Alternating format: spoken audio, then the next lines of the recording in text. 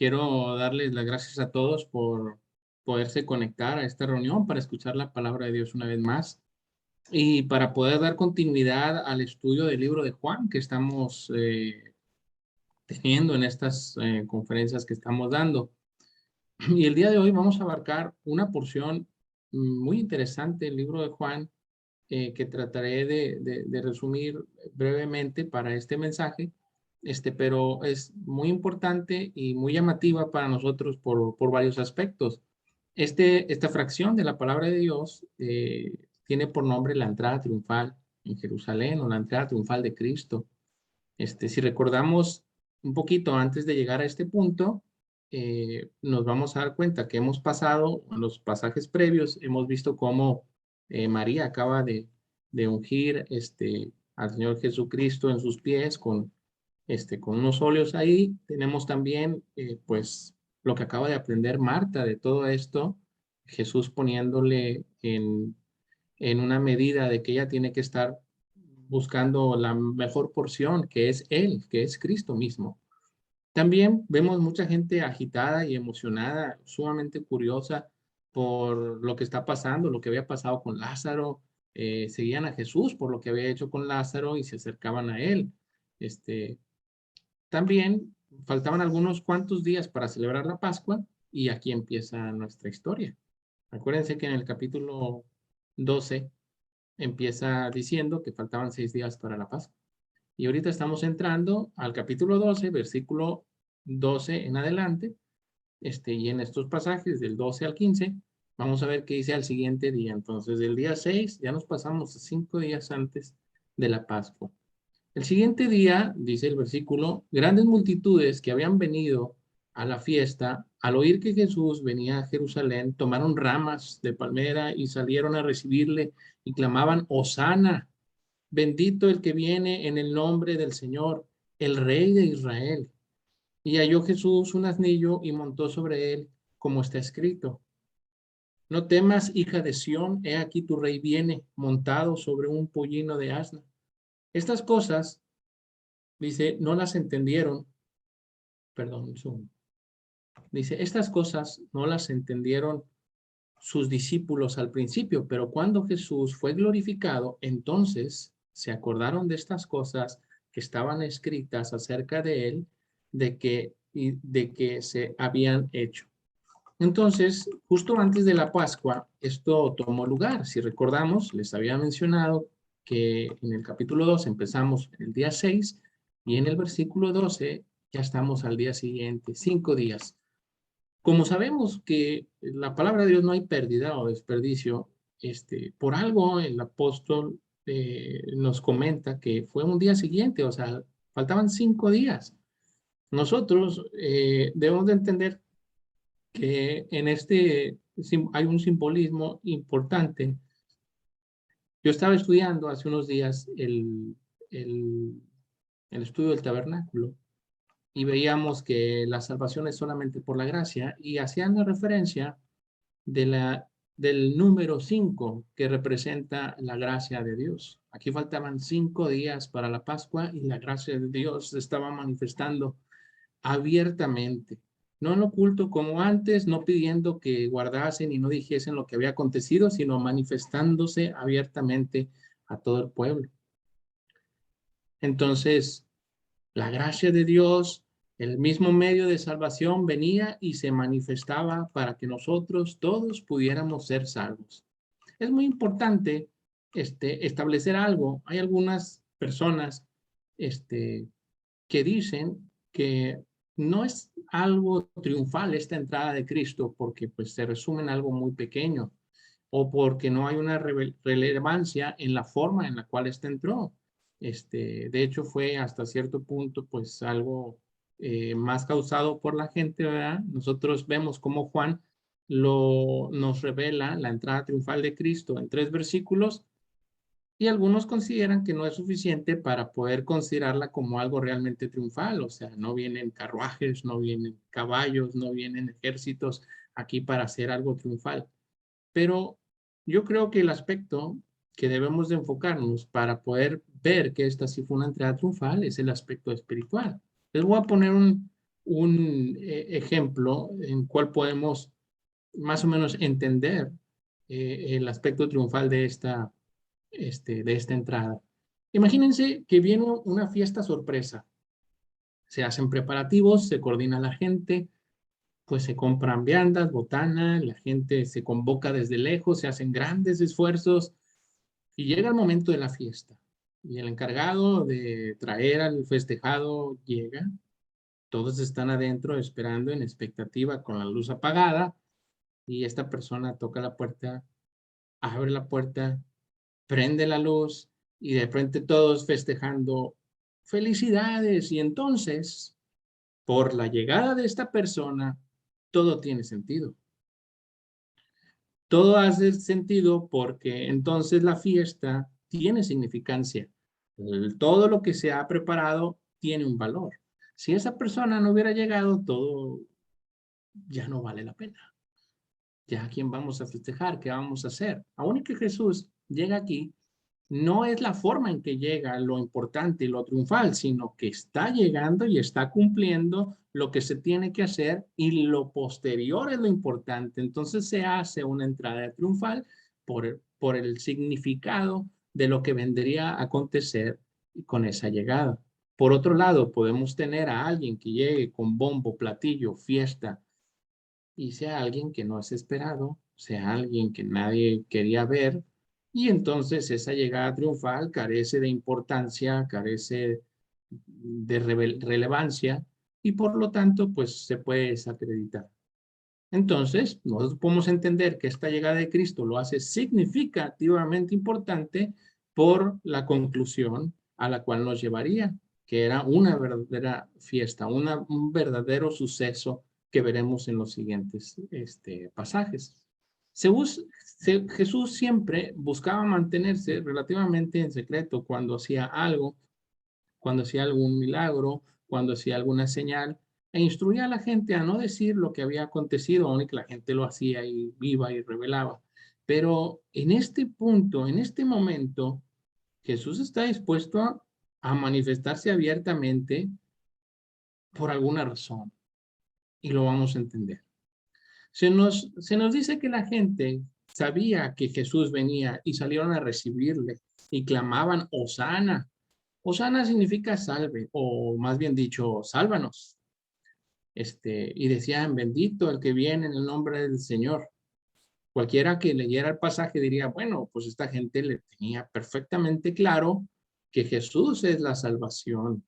Y por eso decían, salve, sálvanos, tú que vienes de Dios, que entendían perfectamente la razón por la cual Cristo se estaba manifestando en ellos. Sin embargo, nosotros vamos a ver que esta misma gente que hoy lo está clamando y diciendo, sálvanos, unos cuantos días después estaría diciendo, crucifícame, danos a Barrabás. Entonces, ahí hay un contraste muy importante. Entonces, no es a través del tiempo. Ahora, también se nos dice que Jesús halló un anillo y lo montó se montó sobre él, como estaba escrito. Era importante que esto se hiciera como una referencia al cumplimiento de lo que había dicho Zacarías, allá en Zacarías 9:9. Entonces, vamos a ver lo que dice el pasaje de Zacarías. Dice, alégrate mucho, hija de Sión, da voces de júbilo, hija de Jerusalén. He aquí que tu rey vendrá a ti, justo, salvador, humilde, cabalgando sobre un asno, sobre un pollino, hija de asno. Entonces, hijo de asno. Entonces, nosotros vemos que los discípulos no entendían por qué Jesús estaba haciendo esto, por qué se había montado en un asno, por qué estaba abiertamente entrando a la ciudad de Jerusalén, por qué estaba haciéndolo de esta forma. Entonces ellos no entendían, sino hasta que Jesús fue glorificado. Cuando el Espíritu Santo se manifestó, recuerden que Jesús les dijo, les conviene que yo me vaya, porque si yo me voy, entonces vendrá el Espíritu Santo, el cual os hará entender todas las cosas. Ese Espíritu Santo ya está aquí y nos ayuda a entender. Entonces, nosotros pidamos entendimiento al Señor. Y ahora, de aquí y hasta, lo que describe Juan, esta entrada triunfal es muy breve, pero es importante. Y en esta narración corta, podemos ver que hay un poderoso significado. El Salvador se ha manifestado.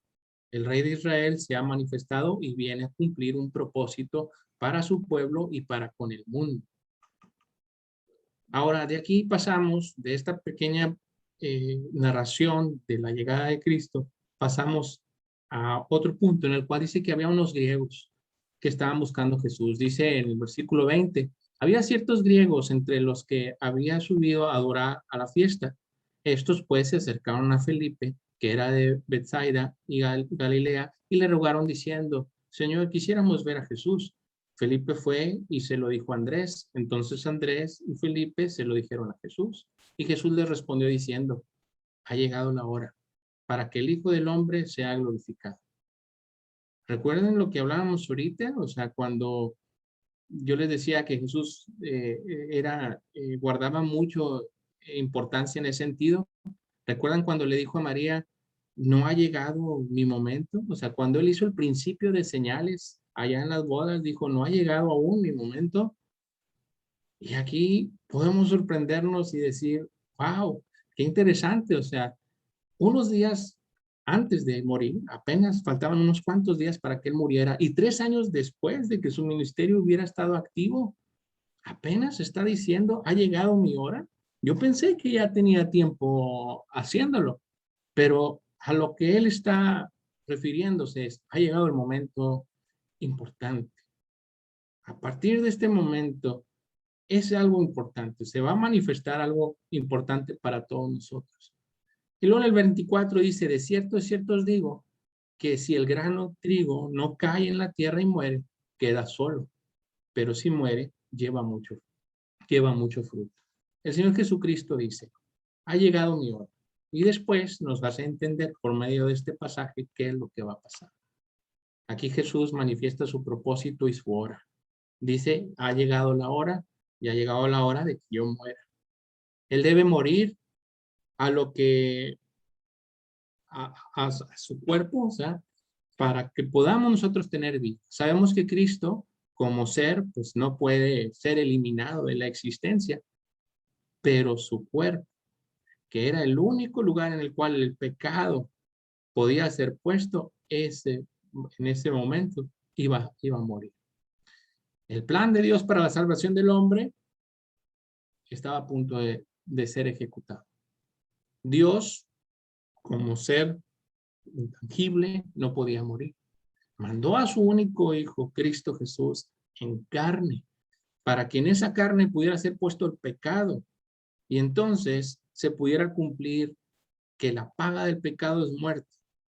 Y una redención preciosa por medio de la muerte de Cristo, ese cuerpo precioso en el cual fue puesto nuestro pecado, pudiera cumplirse. El plan de Dios para la salvación estaba a punto de ser ejecutado y Él dice, ha llegado la hora. Por eso era importante esa entrada, por eso era triunfal, porque significaba lo que vendría y el resultado seríamos todos nosotros.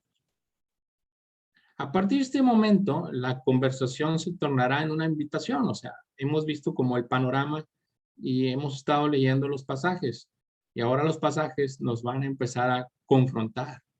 Se va a tornar en una invitación hacia nosotros, a nuestra vida, a nuestra forma de cómo la estamos viviendo. En el versículo 25, uno de los versículos más conocidos y repetidos de la palabra de Dios, nosotros podemos leer lo siguiente, dice, el que me ama, su vida la perderá. Y el que aborrece su vida en este mundo, dice, el que ama su vida la perderá. Y el que aborrece su vida en este mundo, para vida eterna la guardará. Aquí el punto importante para nosotros es la invitación a venir a la cruz de Cristo junto con Él. Aquí dice que el que ama su vida la perderá. Y hace un énfasis en qué tipo de vida debemos de aborrecer nosotros, dice, y el que aborrece su vida en este mundo. Dios no quiere que aborrezcamos nuestra vida en general, quiere que aborrezcamos nuestra vida en un punto particular y es en este mundo, que no le demos mayor importancia a la vida en este mundo y que le demos importancia a la vida eterna, la que precede a este momento. El enfoque en el cual el Señor Jesucristo nos quiere poner a través de su muerte y su resurrección es que pongamos nuestros ojos en la eternidad y no en este mundo. Y él dice, el que ama su vida, la perderá. Tú amas tu vida, la vida en este mundo la perderás. Y él lo aclara diciendo, y el que aborrece su vida en este mundo, que la pone en un segundo lugar, entonces dice que la vas a guardar para vida eterna, la vida verdadera. Y yo te digo, como una invitación, ¿quieres aborrecer la vida en este mundo para guardar la vida eterna? Esta es la primera invitación que se nos hace en el pasaje, en el versículo 25. Y luego en el 26 dice, si alguno me sirve, sígame. Y donde yo estuviere, allí también estará mi servidor. Si alguno me sirviere, mi Padre le honrará. Equivocadamente pensamos que Dios está conmigo a donde yo voy, que esa debe de ser la forma en cual yo debo de estar pensando, que yo me muevo y pues vamos, sí, yo es que a donde yo voy, yo llevo a Dios. Yo creo que no es la forma en que debemos de pensar, porque aquí en el versículo 26 se nos dice, si alguno me sirve, sígame, y donde yo estuviere, allí también estará mi servidor. No se trata de llevar a Dios a donde yo voy, sino de ir a donde Dios está. ¿Cómo has estado manejando tu vida? Es que a donde yo voy, pues yo voy con Dios, yo llevo a Dios. No se trata de eso. Se trata de ir a donde Dios esté. Primero pregunta a Dios, ¿dónde estás? ¿Estás allá? Entonces sí voy. Si tú no estás allá, entonces yo no voy. Siempre decimos, Dios, quiero irme para allá, ¿me acompañas? No, más bien, Señor, ya estás allá, yo voy para allá, te sigo. Quiero poner en contraste esto con el pasaje de Romanos 8, del 7 al 9, cuando se nos dice, por cuanto los designios de la carne son enemistad contra Dios, porque no se sujetan a la ley de Dios, ni tampoco pueden. Y los que viven según la carne no pueden agradar a Dios. Mas vosotros no vivís según la carne, sino según el Espíritu. Si es que el Espíritu de Dios mora en vosotros, y si alguno no tiene el Espíritu de Cristo, no es de él. Aquí lo que nos dice el apóstol Pablo, pues es que nosotros no podemos vivir en nuestra carne y tratar de sujetar al Espíritu. O sea, nosotros no podemos, hay un conflicto entre la carne, o sea, los deseos de nuestra carne y los deseos de Dios. Nosotros debemos de poner en contraste siempre, buscar agradar al Espíritu, donde está la presencia de Dios, entonces yo mudarme a donde está la presencia de Dios y no viceversa. Mudar yo mi carne, mudar yo todos mis deseos y entonces esperar que Dios me acompañe. Nosotros, como dice Romanos 8:9, no vivimos según la carne, sino según el Espíritu. Esto es a los que han sido salvados, a los que han escuchado la palabra de Dios y han recibido a Cristo Jesús como su Señor y Salvador. Esto es, dice, si es que el Espíritu de Dios mora en vosotros.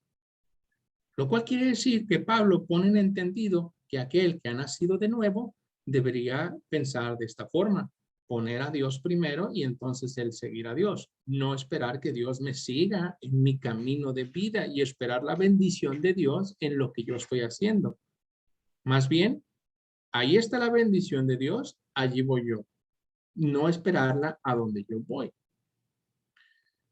Y aquí viene otra invitación. ¿Estás dispuesto a acompañar a Dios a donde Él vaya y dejar tu idea de que Dios va contigo a donde tú vayas? Después de estos pasajes que hemos visto en Juan, vamos a pasar al versículo 27, cuando Jesús anuncia su muerte. Dice, ahora está turbada mi alma. ¿Y qué diré? Padre, sálvame de esta hora. Mas para esto ha llegado a esta hora. O sea, el Señor Jesucristo entendía de que, pues sí, viene algo muy difícil, viene algo muy complicado. ¿Qué le voy a decir? Dios, no, permíteme que no lo haga.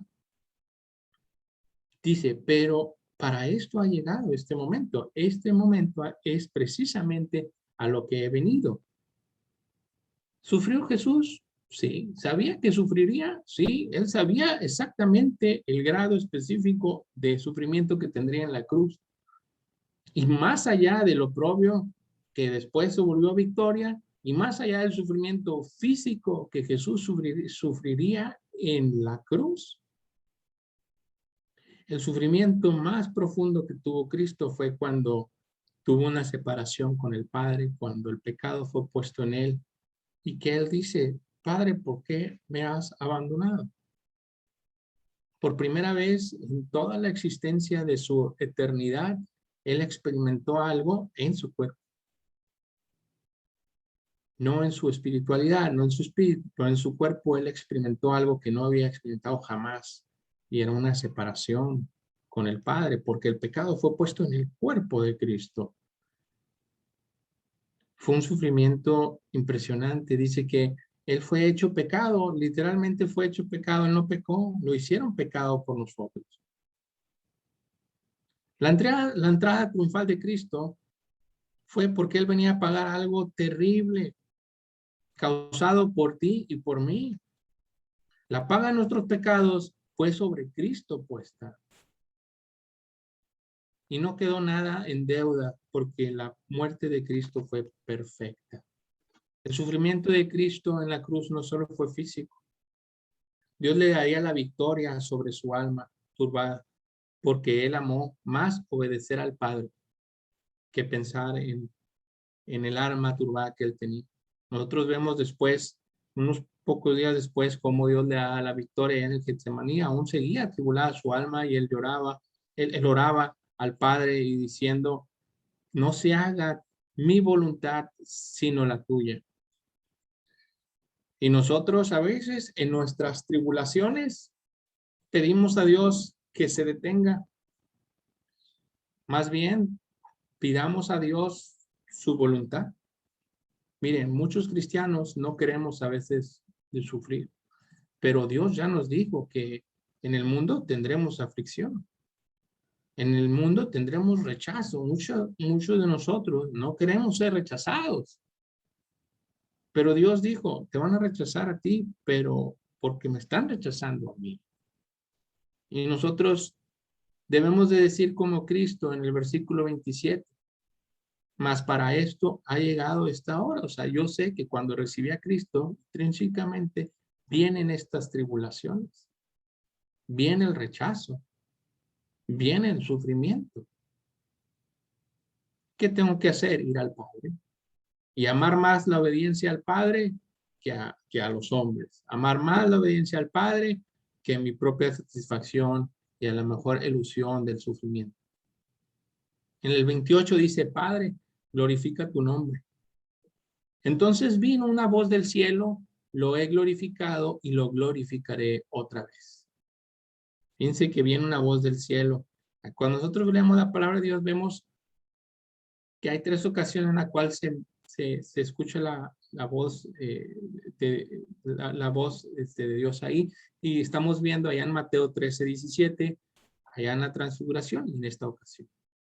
Jesús sabía que venía a la cruz y que por medio de ella sería glorificado a Dios.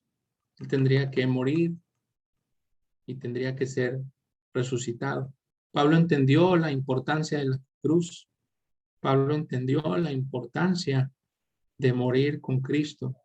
Y él decía allá en Gálatas, dice, pero lejos esté de mí gloriarme. Nuestra gloria no está en nuestro ser. Decía, lejos esté de mí gloriarme, sino en la cruz de nuestro Señor Jesucristo. Porque ahí está la gloria de Dios. Ahí se hizo todo lo que se tenía que hacer para nuestro ministerio, para nuestra salvación, para todo. Por medio del mundo, dice, por quien el mundo me es crucificado a mí y yo al mundo. Por medio de la cruz. Ahí en 1 Corintios dice, pues no me envió Cristo a bautizar, sino a predicar el evangelio, no con sabiduría de palabras para que no se haga vana la cruz de Cristo. La cruz de Cristo es algo que nosotros no podemos poner como algo mínimo, sino como algo importantísimo. La cruz de Cristo representa lo que el Padre tenía en plan para nosotros en nuestra salvación, y de ahí parte todo el poder que podamos tener nosotros para su ministerio y para victoria en nuestra vida. No puedes tener victoria si no pasas por la cruz de Cristo. Ahora acabamos de ver que hubo una voz que escucharon e inmediatamente surgieron dos tipos de personas.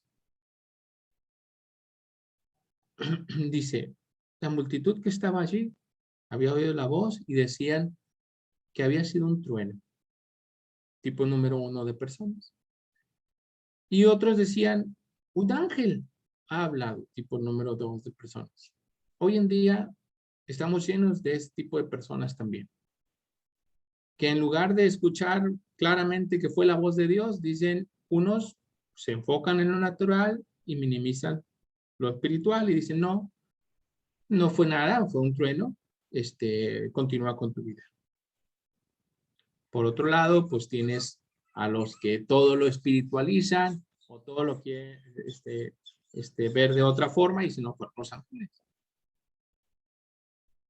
Dios se manifiesta contundentemente y luego empiezan estas personas a tratar de desenfocar el punto, pero luego Jesús los aclara y dice, respondió Jesús y le dijo, no ha venido esta voz por causa mí, sino por causa de ustedes. Jesús lo hace claro.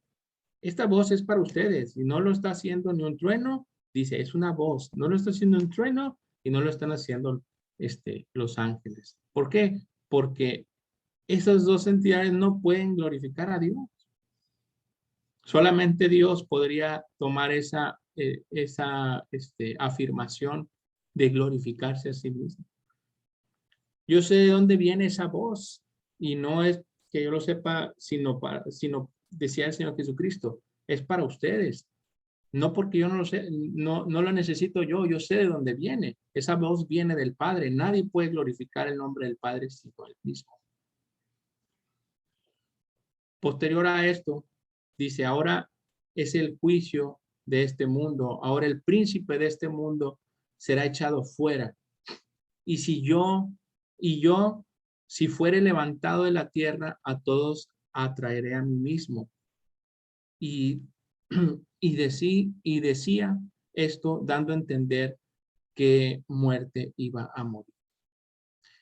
En el versículo 33, del 31 al 33, el Señor Jesucristo está diciendo que viene con juicio a este mundo y dice, ahora el príncipe de este mundo será echado fuera.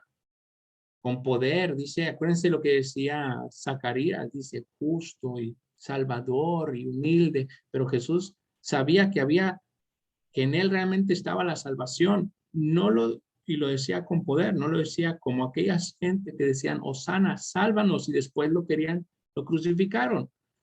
Jesús en realidad venía a salvar al mundo. Jesús resucitó y su confirmación, y esa fue su confirmación suprema. Jesús no quedó en la cruz, no quedó en la tumba, él fue resucitado y confirmó todo esto que se había hablado, y esta entrada triunfal tuvo sentido solamente porque él resucitó. Si él no hubiera resucitado, esa cruz no hubiera tenido ningún significado, ni esta entrada que él tuvo, ni las palabras de la gente hubieran tenido ningún significado, ni la profecía que se había dado en Zacarías. Pero como él resucitó y como él vino a entrar como un rey poderoso, entonces todo tuvo sentido. Él sabía que moriría y él estaba consciente y lo dijo varias veces, pero él también sabía que resucitaría. Yo creo que Satanás pensaba que con la muerte de Cristo él tendría una gran victoria. No entendía. Al igual que los discípulos no entendían lo que estaba diciendo Jesucristo. Pero en la resurrección, cuando el Espíritu vino y les dio entendimiento, ellos tuvieron el poder de Dios porque entendieron lo que Jesús había dicho. De la misma forma, nosotros ahora que tenemos al Espíritu Santo, podemos entender lo que Dios quiere de nosotros. La invitación que Jesús te hace el día de hoy es clara. Sabiendo que el príncipe de este mundo ya ha sido derrotado, el pecado pagado y la victoria dada, ¿Qué es lo que vas a hacer? Había construido una pregunta originalmente para hacerles una invitación. Y la había hecho de esta forma: ¿serás capaz de servirlo en tu vida diaria? Pero sabes, después de leer estos pasajes, me doy cuenta de que Él nos dotó de todo lo necesario para hacer una pregunta, no de capacidad, sino de voluntad. Así que cambié esta pregunta y te la hago de la siguiente forma: ¿quieres ser siervo de Dios? ¿Quieres servir a Dios en tu vida diaria? El día de hoy se han hecho 3 preguntas. ¿Quieres aborrecer la vida de este mundo para guardar tu vida eterna? ¿Estás dispuesto a acompañar a Dios a donde Él vaya y dejar tu idea de que Dios va contigo a donde tú vayas? Y la tercera pregunta, ¿quieres servirlo en tu vida diaria? Estas preguntas te las hace Dios el día de hoy, sabiendo que tienes el poder, que Dios ya vino, ejecutó lo que tenía que ejecutar para poderte dotar de todas las herramientas necesarias. Si tú contestas positivamente a estas preguntas, yo te invito a que levantes tu mano por medio de, de una manita, como lo podemos hacer aquí, como lo estoy haciendo yo, porque Dios ya te dio la victoria. Y Dios te está diciendo: no seas un cristiano nada más de sí soy cristiano, sírveme. La naturaleza cristiana es ser siervo de Dios. ¿Estás dispuesto a servir a Dios? Bueno, thumbs up. Y dile: Dios, yo te quiero servir. Ayúdame, sé conmigo. Veo algunas manos que algunos deditos que se están levantando. Doy gracias a Dios. Dios nos ha dotado de todo. La victoria Él nos la dio en su cruz, en su muerte y su resurrección. Espero que tú el día de hoy puedas decidir acompañar a Dios a donde Él vaya, no que Él vaya contigo. No funciona así. Y que decidas servirlo. Gracias a Dios por sus vidas. Voy a hacer una oración para que Dios pueda dotarnos de su misericordia y su poder de ahora en adelante para servirlo. Señor, te damos gracias por el día de hoy.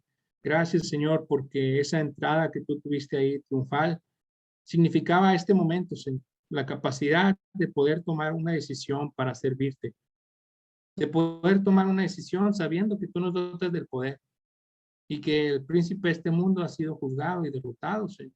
No tiene fuerza para con nosotros. Tú nos has dado la victoria, Señor, por tu muerte y resurrección. Te agradecemos, Señor, y te pedimos que nos ayudes a servirte todos los días. Guarda nuestra vida, Señor. Danos entusiasmo por tu palabra, Señor. Amor por las almas y por tu palabra. Gracias, Señor. Te lo pedimos esto en nombre de Cristo Jesús. Amén.